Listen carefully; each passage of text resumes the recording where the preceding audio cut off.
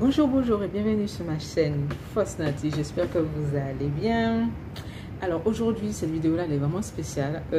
Ça va être une nouvelle vidéo que je vais pouvoir commencer à vous proposer sur la chaîne. En plus des tutos, des vidéos, des démonstrations, coiffure, make-up, etc. Alors là, c'est une vidéo commentée. C'est-à-dire que, en fait, je prends des vidéos de mes clientes.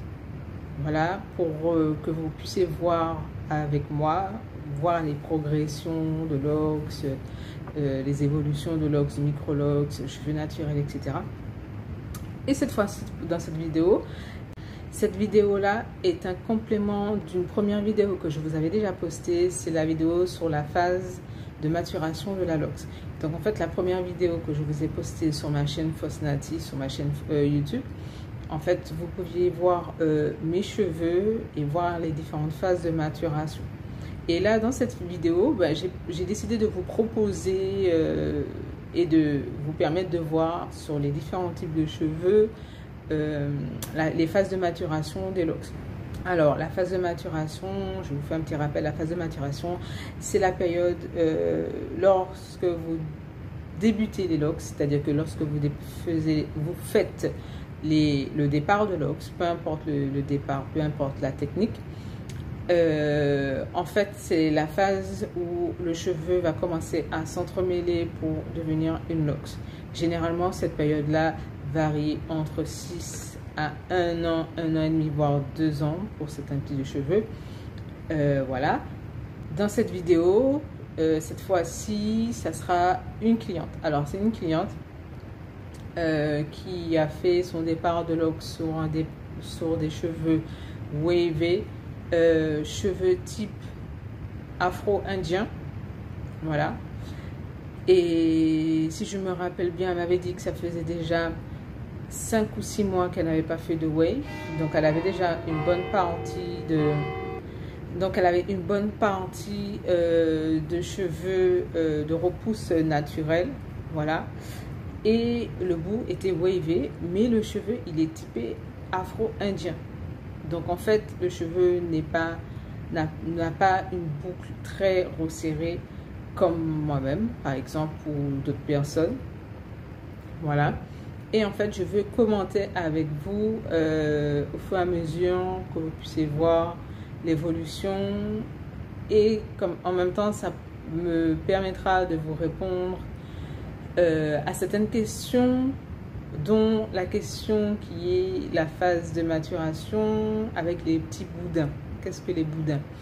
Donc je vous explique. Les boudins, c'est lorsque votre lox réalise des nœuds, mais au lieu que le nœud soit dans la lox, donc en fait au lieu d'avoir le nœud à l'intérieur de la lox, vous avez le nœud à l'extérieur de la lox, tout simplement. Voilà. Alors là, je vais mettre en route la vidéo. Voilà. Donc, à ce moment-là, vous pouvez voir. Alors là, sur la vidéo, si vous voyez bien, la cliente, je lui avais fait une coiffure protectrice. Donc, en fait, on a opté pour des coiffures protectrices. Donc, j'ai fait le départ pour elle au crochet, méthode latching. Et ensuite, je lui ai fait des vanilles parce qu'elle n'apprécie pas trop les coiffures. Donc, en fait, je lui ai fait un départ une coiffure en vanille, pour protéger le cheveu.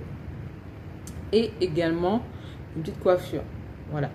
Alors là, comme je peux vous le montrer, en fait, on voit bien les différentes phases.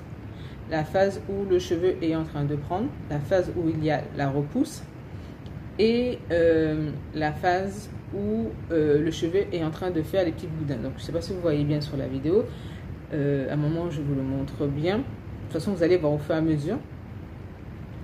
Voilà, à ce niveau-là, vous voyez, la lox, elle n'est pas dite parfaite. C'est-à-dire que, en fait, là, nous sommes vraiment dans la phase de maturation due au wave et due à son type de cheveux. Donc, le cheveu est en train de s'entremêler au fur et à mesure.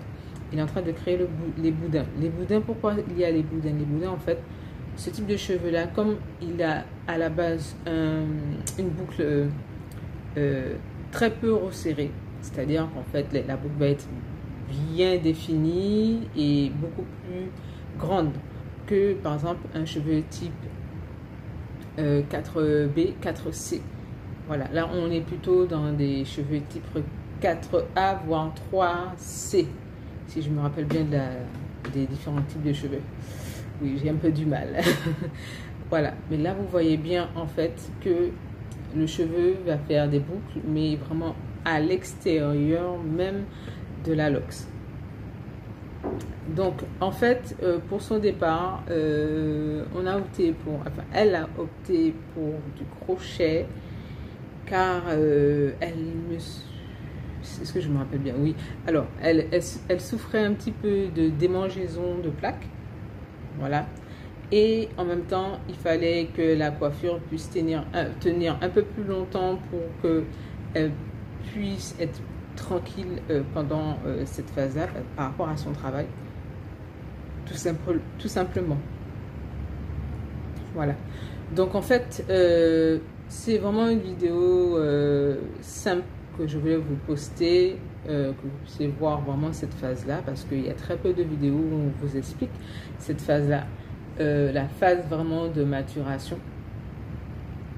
Et pour moi, il était primordial que vous puissiez voir de vos yeux et en vidéo, et que vous puissiez avoir une vidéo explicative de cette période qui semble être une période de désastre pour certains et certaines, et qui, pour moi, pour une loxicienne, quelqu'un qui est dans le métier depuis un petit moment, c'est une phase tout à fait normale. Vous ne devez pas vous inquiéter, en fait. C'est vraiment que la lox, le cheveu est en train de prendre par lui-même, en train de faire ses nœuds. Au lieu de faire les nœuds à l'intérieur de la lox, ça va faire des nœuds à l'extérieur, tout simplement. Et ça va permettre aux cheveux de prendre, de s'entremêler pour pouvoir créer la lox. Voilà. Alors, le plus souvent, les nœuds, vous allez voir, les nœuds généralement se font, si je me pose bien, voilà, généralement les nœuds se font vraiment au bout de 6 mois. Voilà. Donc du départ jusqu'à 6 mois à peu près, vous avez des nœuds. Alors pendant cette période-là, ce que je vous conseille, c'est que de faire des coiffures fermées. Donc quand je parle de coiffures fermées, c'est des coiffures dites protectrices, c'est-à-dire les nattes ou les vanilles. Elle, j'ai fait des vanilles pour elle, mais ça aurait pu être aussi des nattes. Parfois, il y a des filles qui font soit des braids, voilà, des nattes, ou sinon elles font des fausses locks dessus. C'est valable, mais que si le cheveu il est typé afro-indien, ou si le cheveu il est wavé ou métissé aussi. Oui, c'est possible de faire une coiffure protectrice sur les locks. Par contre, les coiffures protectrices, c'est vraiment les 6 premiers mois, vous en faites. Pas trop longtemps, parce que sinon après ça peut affiner la lox et étouffer le cheveu.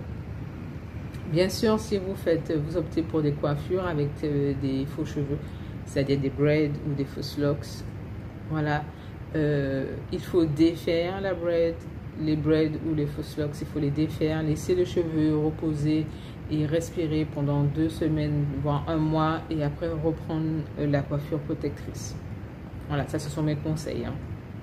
Voilà, si vous voulez vraiment avoir des locks en bonne santé, no stress, vraiment cool, en bonne santé, que le cheveu soit bien, qu'il puisse voir aussi la lumière de dehors aussi. C'est comme une plante, donc elle a besoin d'eau, de lumière, de soleil, d'air, etc. Vos locks ont besoin de tout ça. Donc voilà. Ce qu'on peut aussi observer à travers la vidéo, c'est qu'il y a un tout petit peu de poussière. Donc la poussière est tout à fait normale. La poussière fait partie intégrante de la lox, comme je n'arrête pas de dire ces temps-ci dans mes vidéos. Mais je vous ferai une autre vidéo pour vous expliquer la poussière. Voilà, là je pense que là on va pouvoir aborder vraiment des thèmes inédits sur ma chaîne.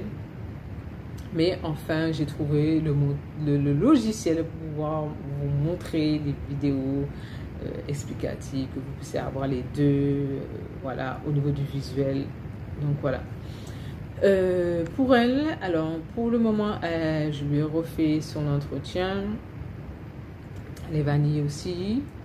Voilà, elle va opter pour les vanilles pendant un petit moment, le temps que la loque soit bien concentrée sur elle-même, que soit bien définie. Je ne ferai pas, je lui ai déjà dit ça, je ne ferai pas d'instantané, parce que pour moi, si elle veut des locks en bonne santé, Ça, c'est vraiment mon conseil, c'est vraiment ce que je pourrais vous conseiller.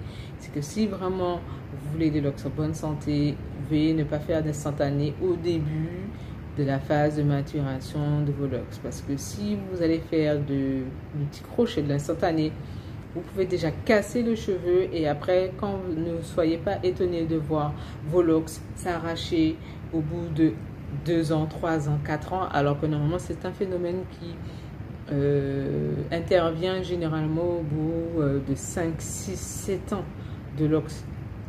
Ou si vous avez fait des couleurs et que les couleurs ont été très...